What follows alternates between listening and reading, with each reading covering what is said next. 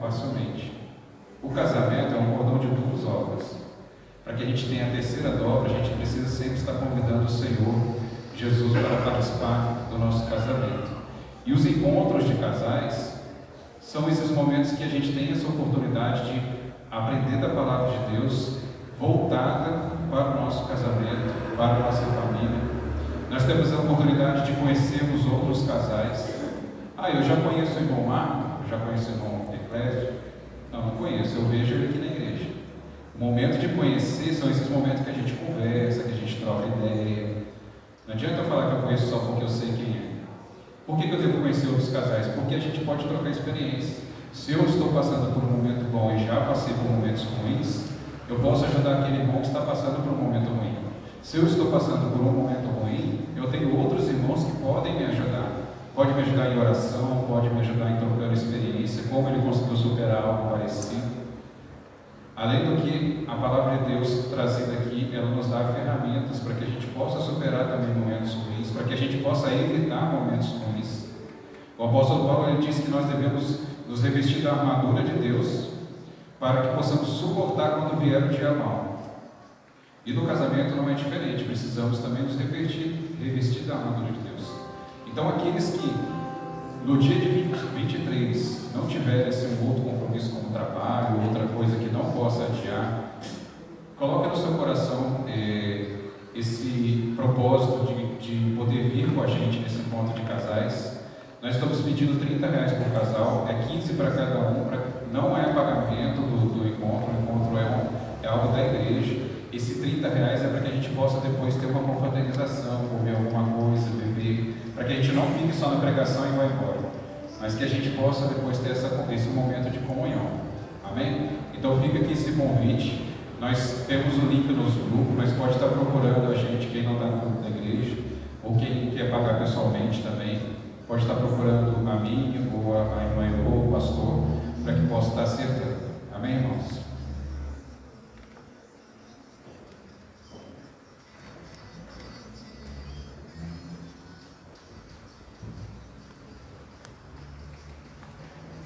Boa noite, irmãos. Graça e paz do nosso Senhor Jesus Cristo. Nós vamos passar agora para o nosso momento de intercessão. Eu gostaria que os irmãos abrissem as suas Bíblias. Só para acompanhar, nós vamos ler Hebreus 4,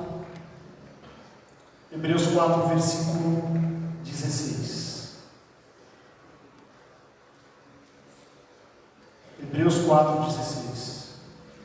Diz assim a palavra de Deus: assim aproximemo-nos do trono da graça com toda a confiança, a fim de recebermos misericórdia e encontrarmos graça que nos ajude no momento da necessidade. Repetindo, assim aproximemo-nos do trono da graça com toda a confiança, a fim de recebermos misericórdia e encontrarmos graça que nos ajude no momento da necessidade. Então, irmãos, a Bíblia, a palavra de Deus, nós cremos que a palavra de Deus é a expressão de Deus de uma forma para que nós possamos entender a revelação dele. Nós cremos nisso. E a Bíblia diz que toda vez que nós nos aproximamos do trono da graça, Deus ele já dispensou a graça dele em nosso favor através de Jesus Cristo, nosso Senhor e Salvador. E quando nos aproximamos do trono da graça, nos aproximamos a Deus em oração, nós somos revestidos de força, de poder, de resiliência para enfrentarmos os dias maus, os dias de muitas preocupações, os dias de muitas lutas, os dias em que tudo parece que vai dar errado.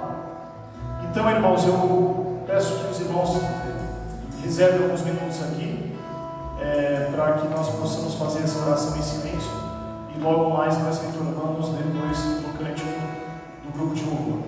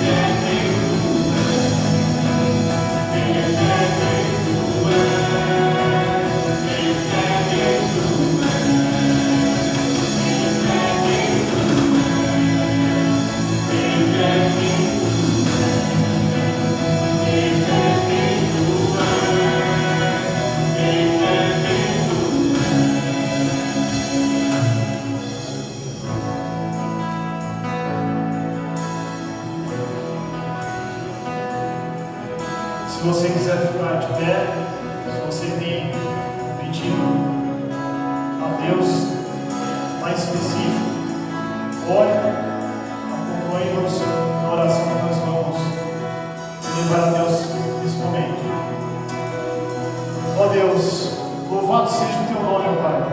Nós cremos num Deus vivo, nós cremos em um Deus que interage conosco, nós cremos em Ti, Senhor, que atende às nossas orações, um Deus que nos faz compreender que a Tua vontade é a melhor, mesmo, ó Deus, que a resposta não seja aquela que desejamos, ó Pai. Nós clamamos a Ti agora, Senhor, neste momento, por cada um que está aqui presente, por cada um, ó Deus, que tem colocado diante de Ti um pedido específico. Muitas vezes, ó Deus, esse pedido é para uma cura física, uma cura espiritual, uma oferta de emprego para aqueles que estão há tanto tempo desempregados, pessoas, ó Deus, que estão amarradas, que estão escravizadas pelos vícios, ó Deus, das mais diversas espécies, ó Pai. Ó Deus, muitos aqui também estão pedindo para que parentes, amigos se convertam dos seus bons caminhos, ó Deus, que aceitem a Ti como Senhor e Salvador. Ó Pai, Tu conheces o coração de cada um que está aqui presente, ó Deus. Que cada um aqui saia fortalecido, Senhor, não apenas hoje, mas que se dedique à oração e à meditação da Tua palavra, ó Pai. Nós pedimos a Ti, Senhor, que Tu possas estender as Tuas mãos de misericórdia, de ajuda, de amor, e atenda os pedidos, ó Deus, que aqui são feitos, ó Pai. Seja feita a Tua vontade, ó Deus. Que o Teu Santo Espírito esteja conosco, nos conduzindo, agora e sempre. Amém. Podem sentar.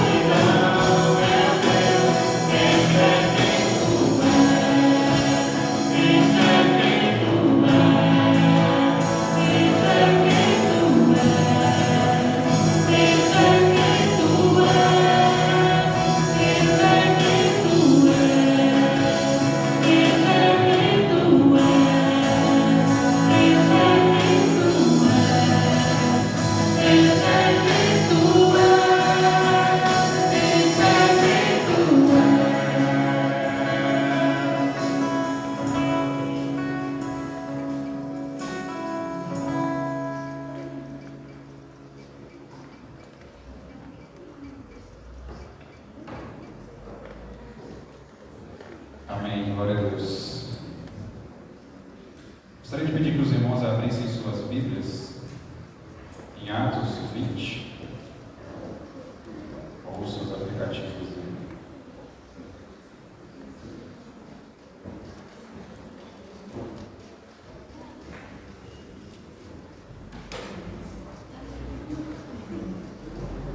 Atos 20, estaremos lendo o versículo 24. Nós estamos, então, nesse ano, com o tema anual, Quando Eu Lanço a Mão no Arado. E dentro desse tema, hoje, esse mês, nós estamos falando sobre quando eu lanço a mão no arado, eu anuncio as suas obras. E hoje, dentro desse subtema anunciando as suas obras, nós vamos falar sobre o valor do mensageiro. O texto diz assim: mas minha vida não vale coisa alguma para mim, a menos que eu a use para completar minha carreira e a missão que me foi confiada pelo Senhor Jesus, dar testemunho das boas novas da graça de Deus. Vamos orar mais uma vez, irmãos? Senhor Deus eterno Pai, obrigado, Senhor, por mais esse dia. Muito obrigado, Senhor, porque mais essa manhã as Tuas misericórdias infinitas se renovaram, Pai, e nós estamos aqui para a honra e glória do Seu nome. Obrigado pela vida de cada um que está aqui, ó Pai, cada um que está assistindo esse culto também, que propôs o seu coração, ó Pai, elevar seus pensamentos a Ti, adorar o Senhor junto conosco, Pai. A Sua palavra diz que no meio dos louvores o Senhor habita, Senhor. Jesus Cristo disse que quando tivesse 2 ou 3 reunidos em Seu nome ali, estaria Ele também. E nós cremos, ó Pai, que o Senhor se faz presente aqui. Nós cremos, Senhor, que o Senhor recebeu o nosso louvor, nossa adoração, e nós cremos que o Senhor é poderoso para falar conosco através da Sua palavra, para trazer, ó Pai, correção, para trazer, ó Pai, consolo, para trazer palavras de promessas, Senhor. Sabemos que o Senhor é Deus, ó Pai, e não há outro igual a Ti. Louvamos e agradecemos o Seu nome, em nome de Jesus. Amém.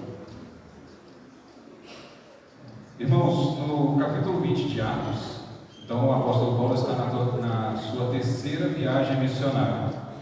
E nessa terceira viagem missionária, ele está com a intenção de ir para Jerusalém, depois para Roma.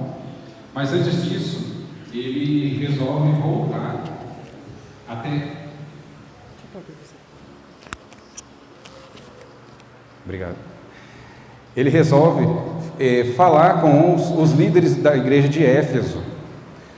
Só que ele está ali em Troade e não há muito tempo para ele ir para Éfeso, então ele pede para que alguém convoque esses líderes para que vá ali.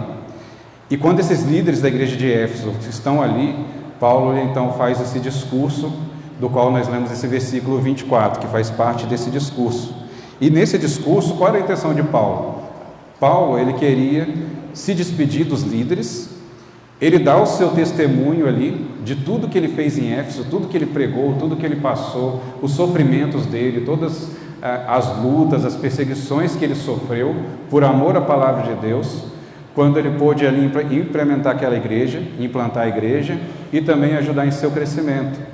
E aí ele, no meio do seu discurso, ele faz esse discurso aqui, que para mim é um dos mais lindos da Bíblia, esse versículo, que ele fala assim, que mas minha vida não vale coisa alguma para mim, a menos que eu a use para completar a minha carreira e missão que me foi confiada pelo Senhor Jesus, dar testemunho das boas novas da graça de Deus. Então ele diz que a vida dele não vale, o cara parece alguém que não gosta da vida, ele não está dizendo que a vida dele não vale nada, ele diz que ela não vale nada, a menos que ele a use para completar essa missão que Deus deu a ele.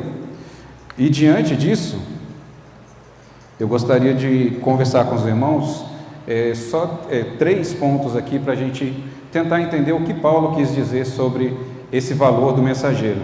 Então, o mensageiro das boas novas tem valor quando? Primeiro, ele sabe quem o comissionou, ele sabe quem chamou ele para essa transmissão das boas novas. Ele diz assim, a missão que me foi confiada pelo Senhor Jesus. Queridos, o apóstolo Paulo é uma personagem bem intrigante da Bíblia, porque ele era alguém que perseguia o povo cristão, enquanto chamava-se Saulo, mas ele era alguém que, para a sua época, ele era um exemplo de vida. Ele é alguém que, estudado, na melhor escola da sua época, aos pés de Gamaliel, era um judeu, como ele dizia, judeus de judeus, ele respeitava tudo o que a lei de Deus dizia na Torá, que era a Bíblia que eles tinham na época, ele fazia tudo aquilo que era preceito de Deus para aquela época, e com esse zelo que ele tinha, ele inadvertidamente, mas querendo fazer o bem, ele achando que estava defendendo Deus de uma heresia, ele perseguia os cristãos, porque ele entendia que o cristianismo era uma heresia. E aí acontece a conversão dele, que eu acho que, se não for a mais bonita, é uma das mais bonitas da história bíblica e talvez de toda a história. Quando o próprio Cristo ressurreto, não sei se os irmãos já ouviram falar de alguma outra conversão parecida com essa, o próprio Cristo aparece para ele, e aí então esse próprio Cristo muda toda a história do apóstolo Paulo. E ele não só muda toda a história do apóstolo Paulo, ele muda toda a história do cristianismo. Ele dá um outro tom para o cristianismo, porque ele traz alguém que ele diz assim, você será minha testemunha aos gentios. Então, ele dá como se fosse um up para a propagação do Evangelho. É lógico que o apóstolo Paulo ele tem toda uma preparação, todo um quebrantamento, todo um ensino que o próprio Espírito Santo vai fazer com ele, o próprio Jesus. Mas diante dessa conversão, Paulo ele conhece de uma forma ímpar o Senhor que o comissionou. Ele tem uma experiência íntima com esse Senhor. Não é simplesmente alguém que é um religioso fanático, como ele era antes. Não é simplesmente um religioso que faz algo porque acha que tem que fazer, porque aprendeu com o pai, com a avó ou com alguém que ele confia. Ele faz a obra porque ele conhece quem o comissionou. E Paulo sabia da urgência de anunciar as boas novas, porque ele entendia que muitas pessoas estavam morrendo e tendo seus destinos traçados porque não ouviram falar do Evangelho de Cristo, porque não puderam experimentar o amor de Cristo, aquele que desceu do céu para morrer em seu e em meu lugar, para trazer salvação para nós. Eu não sei se vocês já receberam ordem de alguém muito importante, alguém de uma patente alta, seja militar, seja um prefeito, seja um juiz. Eu tenho uma história minha, quando eu servi o quartel, há pouco tempo atrás, eu tinha 19 anos, e o capitão, eu trabalhava na enfermaria do quartel, e o capitão, que era meu chefe, ele falou assim: Romo, você precisa buscar o meu carro lá na oficina e trazer aqui.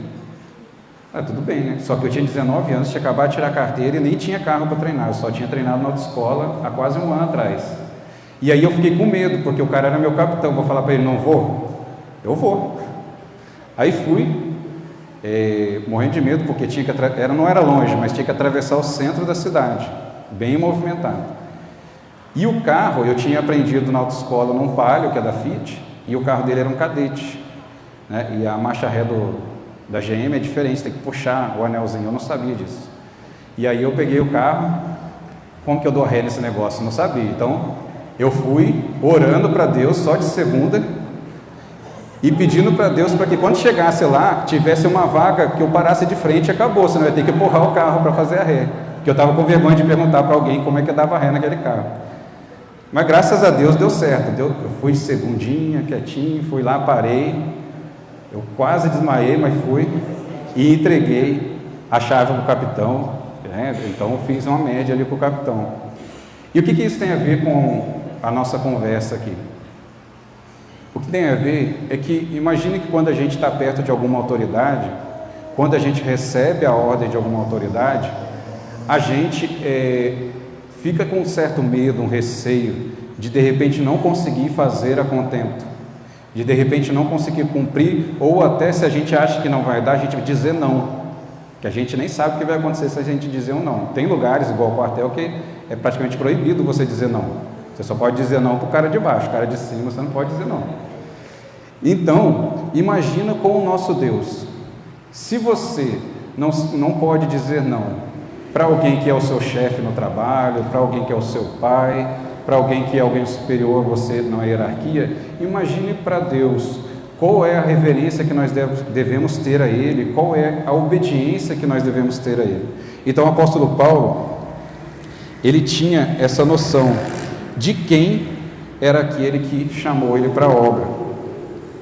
O que Jesus disse para a mulher samaritana mesmo, ele disse assim: se você conhecesse o dom de Deus e quem é que ele está pedindo água para beber, e aí ele continua dizendo, conversando com ela. Então, se nós entendemos que Deus ele quer que nós levemos o Evangelho a toda criatura, e se nós realmente temos uma experiência com Deus, ao ponto de, como o apóstolo Paulo disse, nos enchermos do Espírito Santo, os nossos corações vão arder, irmãos, e a gente não vai ficar sossegado, sabendo que aquela pessoa que a gente convive pode morrer sem conhecer a Jesus, porque eu não ousei falar de Jesus para ela.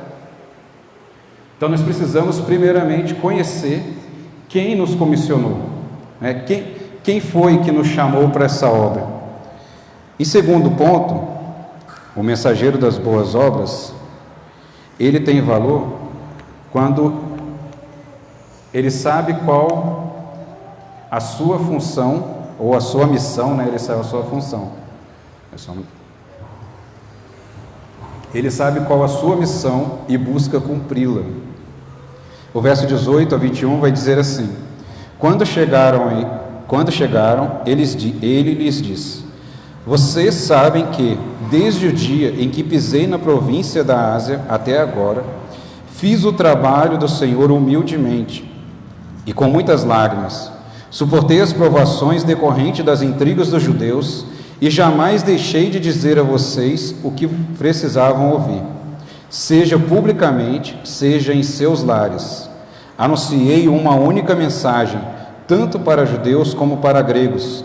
É necessário que se arrependam, se voltem para Deus e tenham fé em nosso Senhor Jesus. No comentário do livro de Atos, o Hernandes Dias Lopes vai dizer o seguinte sobre Paulo e sobre esse texto: A grande paixão de Paulo era testemunhar o evangelho da graça de Deus. A pregação enchia o peito do velho apóstolo de entusiasmo. Ele sabia que o evangelho é o poder de Deus para a salvação de todo o que crê. Sabia que a justiça de Deus se revela no evangelho. Sabia que a mensagem do evangelho de Cristo é a única porta aberta por Deus para a salvação do pecador. Paulo se considerava um arauto, um embaixador, um evangelista, um pregador, um ministro da reconciliação. Sua mente estava totalmente voltada para a pregação. Seu tempo era totalmente dedicado à pregação. Quando estava preso, Paulo sabia que a palavra de Deus, mesmo quando estava preso, Paulo sabia que a palavra de Deus não estava algemada. Então esse era o apóstolo Paulo. Ele, por ter tido toda essa experiência com Cristo, ele entendia essa urgência em levar o evangelho a toda e qualquer criatura, a todo e qualquer ser humano. Eu tenho um colega, trabalha na UPA comigo, e ele é conhecido como o cara do leite. Mas na verdade não é porque ele vende leite, é porque ele fala contra o consumo do leite. Então assim, todo paciente que vai lá com problema respiratório, ele fala que a causa é o leite. E aí ele faz uma palestra, ele pega um tempinho ali que ele consegue, não sei de onde ele arruma esse tempo, porque o negócio é tudo corrido, e ele vai lá e conversa com a pessoa, ou com a mãe da criança, ou o pai, e ele faz toda aquela palestra que a gente fala estilo Laí Ribeiro, e tenta convencer a pessoa de que ela tem que parar de consumir o leite. Aí ele até fala, pode consumir uns derivadinhos de vez em quando, mas não consumir o leite. E aí ele fala tanto que alguns se irritam e reclamam dele, sai bravo, sai xingando, mas alguns acabam concordando com ele e parando de usar leite, ou até tirando o leite do filho, e depois fala que melhorou, não sei. Eu não estou nem aqui para falar contra o leite nem a favor, tá, irmãos? Eu só estou querendo mostrar como que alguém que ele aprendeu algo, e ele acha que esse algo é importante, que pode trazer cura, que pode, de repente, até salvar uma vida, porque uma crise de asma pode levar alguém à morte, certo? Então ele, como ele tem na cabeça dele essa certeza, ele vai com tanta convicção que ele convence muitas pessoas. E eu fico pensando, porque ele é cristão, e eu pensei, né, até já comentei, falei, se ele tivesse tanto empenho em falar de Cristo como ele fala do leite, ele ia sair convertendo um monte de gente aí, ia trazer um monte de gente para Jesus. Não estou dizendo que ele não faz, tá, irmãos? Porque no meu trabalho também não dá para fazer muito, que o código de ética nosso não deixa a gente ficar evangelizando. A gente tem que fazer tudo muito discretamente. Então, se ele fizer, eu não sei o que ele faz. Mas assim, o apóstolo Paulo, ele tinha esse senso de urgência. Ele sabia que ele era portador de uma mensagem que trazia vida. Ele sabia que aquela pessoa que não recebesse essa mensagem, não é que é só a mensagem do Paulo, é a mensagem de Jesus. Se fosse o Pedro, se fosse o João, qualquer um que levasse essa mensagem e a pessoa se entregasse a Jesus, estava tudo certo. Mas Paulo, ele tinha essa urgência, ele entendia que ele precisava levar a todo ser humano. Então, qualquer lugar que ele passava, se ele chegasse ali naquele mercado ali, ele entrava ali dentro e começava a falar de Jesus. E aí o pessoal do mercado de repente mandava, não, você tem que sair, está causando tumulto aqui. Ele ia para a casa de alguém que oferecia a casa e se reunia. Ele usava escolas, ele usava outros lugares que ele pudesse falar de Jesus, mas ele não deixava de falar de Jesus. Ele foi açoitado, ele foi levado a julgamento algumas vezes, ele teve todo tipo de perseguição, até dos seus próprios compatriotas, os judeus, mas ele não deixava de falar de Jesus, porque ele sabia dessa urgência, ele tinha esse conhecimento de Cristo, então ele conhecia qual era a sua missão, e ele colocava toda a sua vida para cumprir essa missão. Em sua carta aos Romanos, Paulo vai dizer assim: pois todo aquele que invocar o nome do Senhor será salvo. Mas como invocarão se não crerem nele? E como crerão se nele jamais tiverem ouvido falar? E como ouvirão a seu respeito se ninguém lhes falar? Romanos 10, 13 e 14. Irmãos, você e eu, todos nós aqui, nós temos essa obrigação de levar o Evangelho. Porque a pessoa que está lá, ela não tem como ela crer em alguma coisa que ela não ouviu falar. Ele está repetindo aqui, se eu não me engano é Salmos que diz isso também. Isaías fala, quem há de ir por nós? Quando Isaías tem aquela visão do grande trono de Deus. Então, esse é um convite, na verdade é uma convocação de Jesus para você e para mim. Se você não conhece a Jesus, Jesus te convoca a conhecê-lo. Mas se você já conhece, já entregou sua vida a Jesus, isso não é questão de ser dessa igreja ou qualquer outra igreja. Isso aí é uma missão sua. Ele colocou isso para nós. Como ouvirão a seu respeito, se ninguém lhes falar? Então, assim como Paulo, nós precisamos, além de conhecer quem nos comissionou, nós precisamos, então, saber a nossa missão e levar essa missão adiante, cumprir essa missão com a nossa vida. Em terceiro lugar, Paulo coloca a missão à frente de seus próprios interesses. Em Mateus 16, 24 e 25, Jesus vai dizer assim, a palavra de Deus diz assim: então Jesus disse a seus discípulos: se alguém quer ser meu seguidor, negue-se a si mesmo, tome sua cruz e siga-me. Se tentar se apegar à sua vida, a perderá, mas se abrir mão da sua vida por minha causa, a encontrará. Parece tão diferente do evangelho que nós vemos hoje, principalmente nas redes sociais, né, irmãos? Porque o evangelho de Cristo, o Jesus que a Bíblia traz para nós, é o Cristo de renúncia. Não é esse Jesus que todo mundo quer florear, dizendo que Jesus é só amor, Jesus acolheu a todos, e ele acolheu mesmo a todos. Só que ele dizia, como ele disse para a mulher adúltera, vá e não peques mais. Ele dizia renúncia. A pessoa que mais falou sobre o inferno na Bíblia foi Jesus Cristo, aquele que todo mundo quer colocar como amor, somente amor. Jesus é o amor. Não estou querendo diminuir isso aqui não. O amor, Deus é amor. Ele nem tem amor, porque ele é o amor. O amor dele é pleno, mas Deus é justo, Deus é juiz. E Jesus, ele, ao chamar você, ao me chamar, ele não pede que você venha e continue do jeito que está. Ele fala, você precisa negar a si mesmo, tomar a sua cruz e me seguir. E ele ainda fala mais, se você quiser ficar apegado à sua vida, vamos tentar exemplificar aqui, o que é apegar a minha vida? Então eu não posso me amar, não posso me cuidar? Irmãos, ele está dizendo aqui, se você coloca a sua vida, os seus interesses, aquilo que te dá prazer, acima de mim, que sou Jesus Cristo, você não é digno para me seguir. Eu posso ter o meu passeio, eu posso ter minha família, eu posso ter uma roupa, posso ter um carro, eu não posso colocar a minha vida à frente disso. Eu preciso colocar a minha vida diante de Deus para que Ele use isso.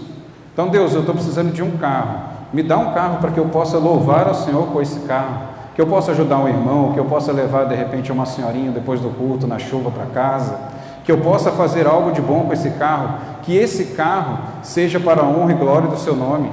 Tiago vai dizer que vocês pedem, mas não recebem, porque pede para os seus próprios deleites. Então nós precisamos entender que nós precisamos colocar a nossa missão à frente dos nossos próprios interesses.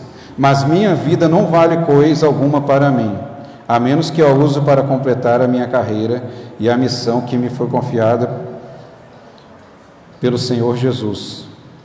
Então Paulo inicia já esse verso 24 dizendo que a sua vida não tem valor se ele não cumprir o propósito para o qual Deus, o autor da vida, concedeu essa vida para ele. Quantos aqui, assim como eu, mais uma historinha só para a gente exemplificar, eu quando era adolescente eu fazia muito isso. Às vezes você precisava de parafusar alguma coisa e não tinha chave de fenda, o que você faz? Pega uma faca de mesa, que era de passar no pão, com a boca redondinha. E quando você tem um parafuso mais delicadinho, que não tem um aperto muito forte, beleza. Mas vamos supor que você precise colocar um armário na parede e apertar aquele parafuso. Com a faca de mesa, você vai fazer aquilo. O que vai acontecer? Você vai amassar a faca de mesa, vai ficar horrível, né, para você usar ali para comer. E o armário vai ficar daquele jeito, correndo o risco de cair, você vai ter um prejuízo e ainda pode machucar alguém. Uma criança ou você mesmo. E por que isso acontece? É simples. A faca de mesa não foi feita para isso. A faca de mesa, ou a faca foi feita para passar manteiga no pão, para cortar o pão. E assim é conosco também, irmãos. Nós fomos feitos por Deus e para Deus. O ser humano foi feito para glorificar a Deus. Você que recebeu o novo nascimento de Cristo Jesus, você foi feito nova criatura. Você foi feito de novo, e esse feito de novo existe uma intenção, é glorificar o nome de Deus. Como eu glorifico o nome de Deus? Com a minha vida, falando dele a outras pessoas, vivendo aquilo que ele me ensinou para fazer. Não é somente eu dando o meu bom testemunho, que é muito importante, dar o bom testemunho, mas é falando dessa graça, é levando essa graça para alguém. É assim como o meu colega. Hoje, eu não sei se você tem, mas eu tenho, por exemplo, o meu pai, por exemplo, ele gosta, ele ouviu falar daquela planta aranto, e para ele cura câncer, cura não sei o quê. Então, se ele descobre que alguém que ele nem conhece está com câncer, ele se vira para arrumar esse aranto e levar para a pessoa.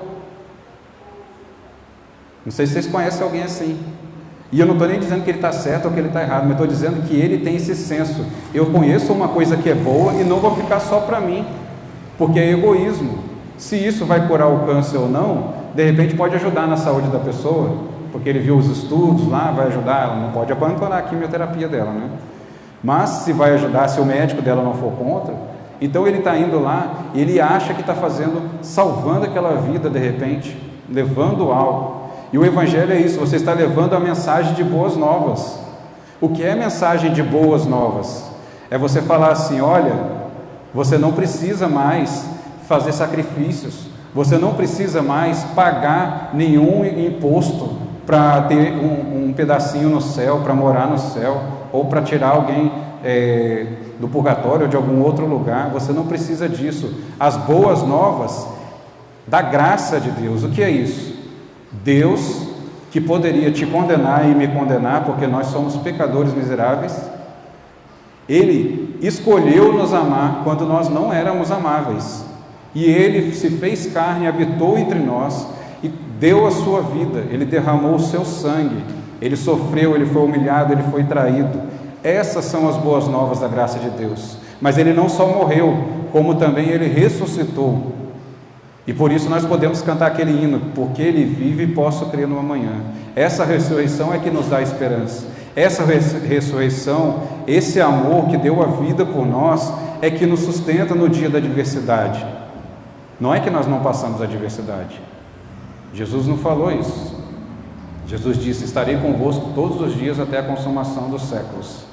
Então você sabe que Ele está com você. Você sabe que o que você vai passar, já passou, Ele passou. Ele não é um Deus que não possa se compadecer. Porque enquanto Ele era somente Deus, o Deus Espírito, Ele conhecia de saber o sofrimento, porque Ele conhece todas as coisas, mas Ele não sentia o sofrimento. Então Ele se fez carne, Ele habitou entre nós para que Ele pudesse sentir também esse sofrimento, para que Ele pudesse sentir na pele como é ser um ser humano, e para que Ele pudesse mostrar para mim e para você que pode ser um ser humano para a glória de Deus, que Jesus é a verdadeira imagem de Deus, que nós devemos seguir. até o fim de nossas vidas, procurar seguir essa imagem.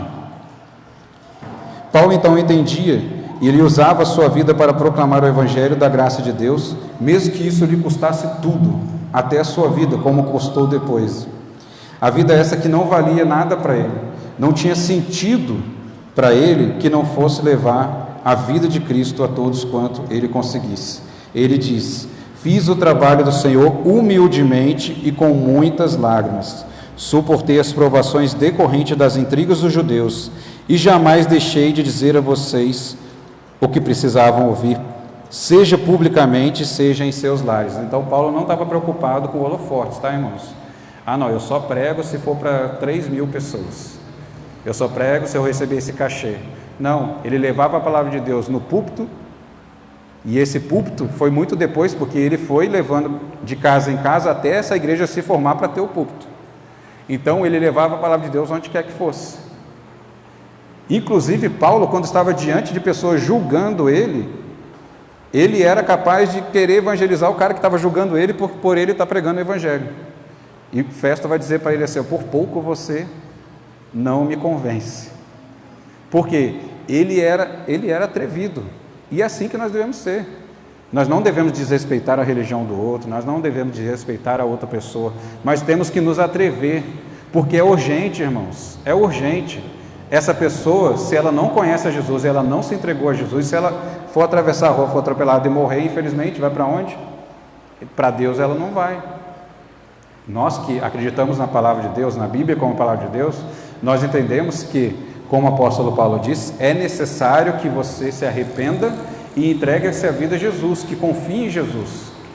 Então, se eu sei disso e eu tenho esse Jesus, eu tenho essa mensagem de esperança, por que eu não vou levá-la? E não estou dizendo para você sair para ser missionário na África, para ser missionário lá em Manaus ou em qualquer outro lugar. Estou dizendo para você ser missionário na sua casa, para você não deixar a mente do seu filho ser somente bombardeada pelas coisas que eles são bombardeados todos os dias.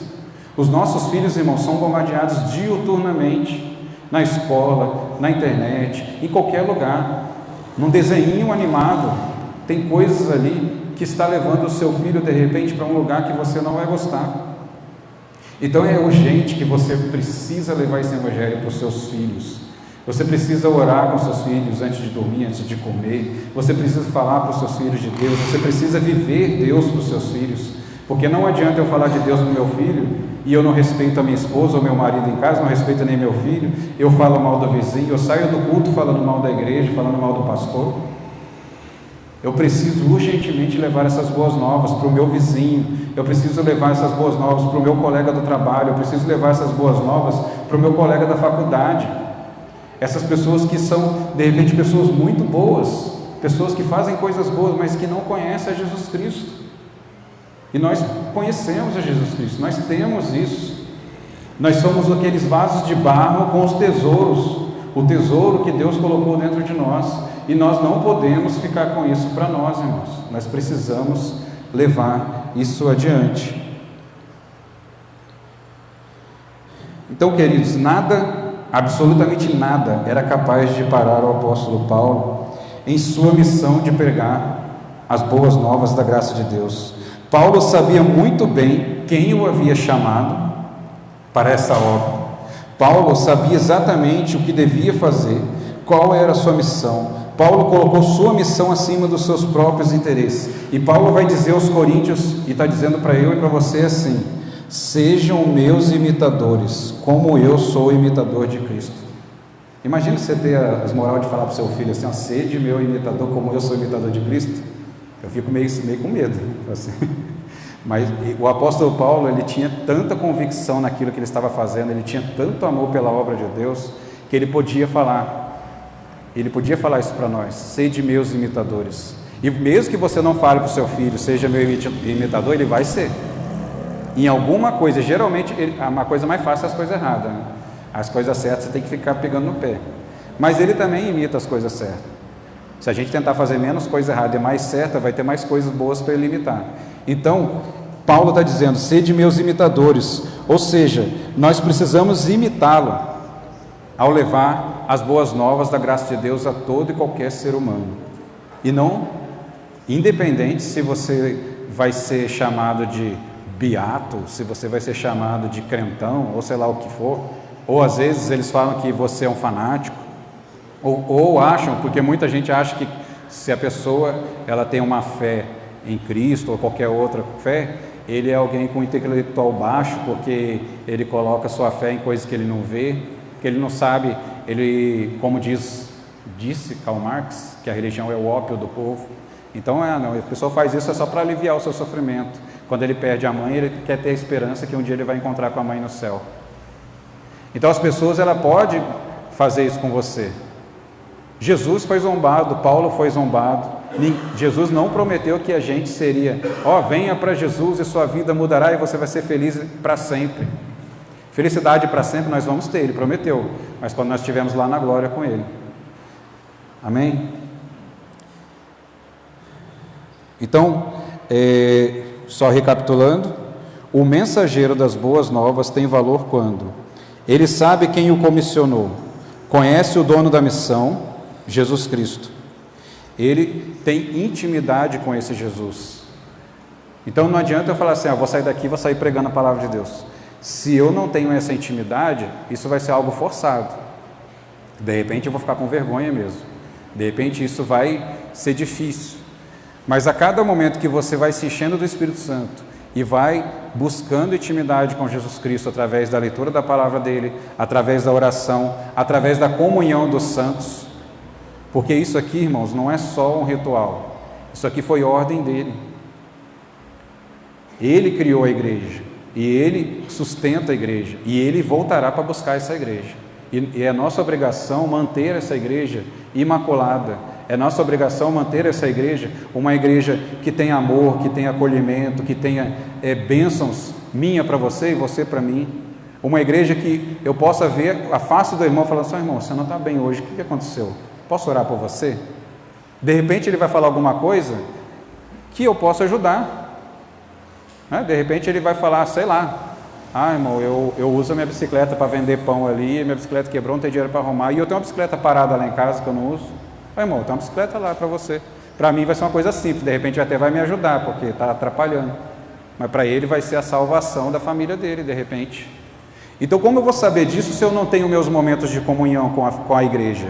Como eu vou poder ajudar o próximo? Como eu vou poder ser cristão?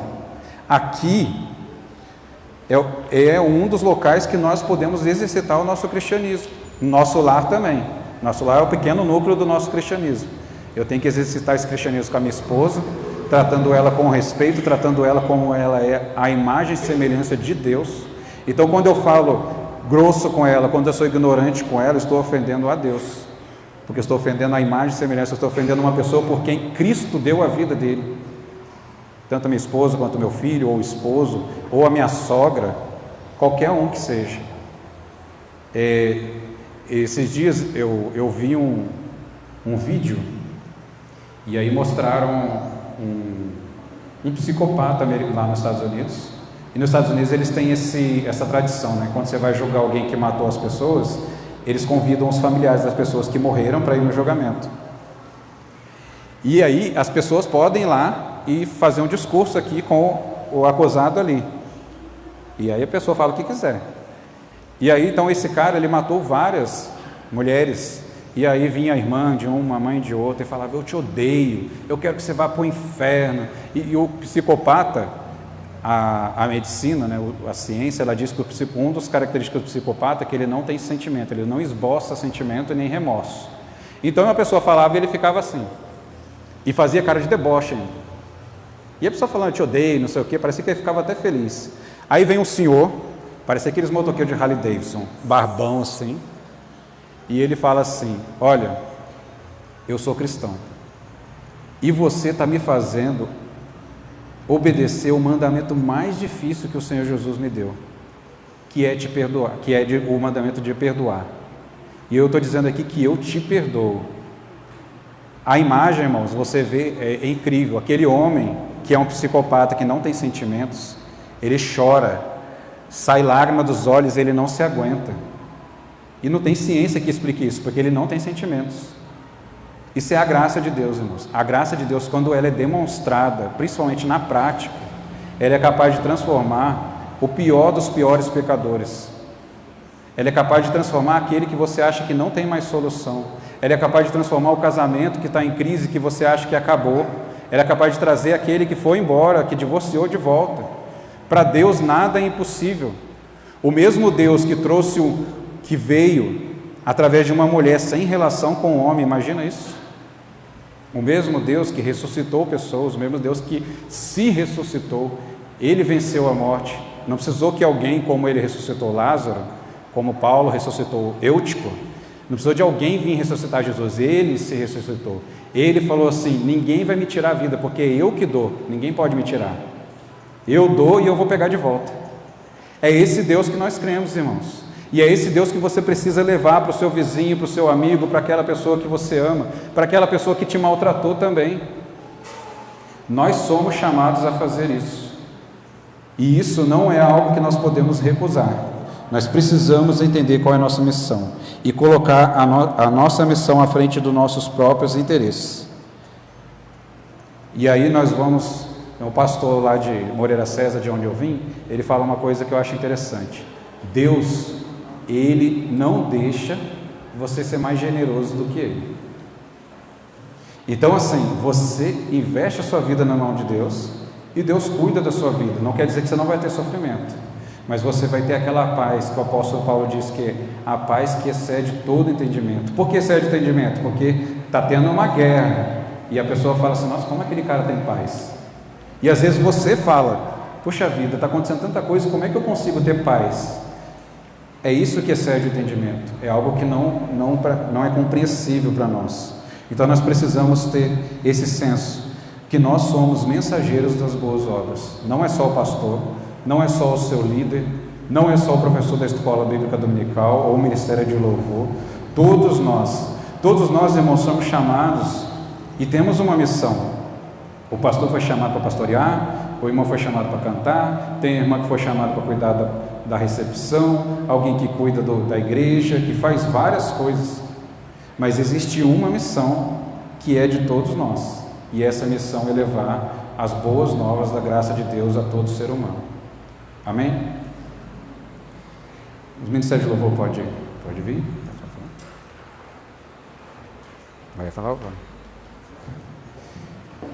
Gostaria que os irmãos, por gentileza, baixassem sua cabeça e orassem comigo. Senhor Deus eterno Pai, louvado seja o seu nome. Louvado seja o seu nome, Pai, porque a sua palavra, ela, assim como ela mesma diz, ela não volta vazia, Pai. Quando ela é proferida, ela não volta sem antes fazer aquilo que lhe apraz.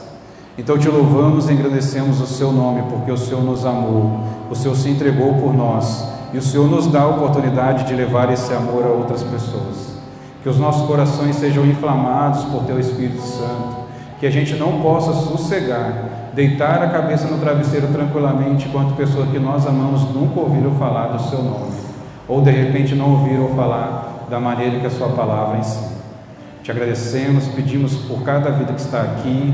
Se alguém aqui entrou com o coração aflito, com alguma situação difícil, Pai, sabemos que o Senhor é o Deus dos impossíveis e pode resolver qualquer coisa, Pai, ou de repente pode também estar conosco passando por qualquer dificuldade. Abençoe o nosso retorno aos nossos lares, esteja conosco, receba, Pai, o nosso louvor e adoração. Que essa semana seja uma semana, Pai, em que nossas vidas possam servir para honrar e glorificar o Seu nome. Obrigado, em nome de Jesus. Amém. Amém. Graça e paz.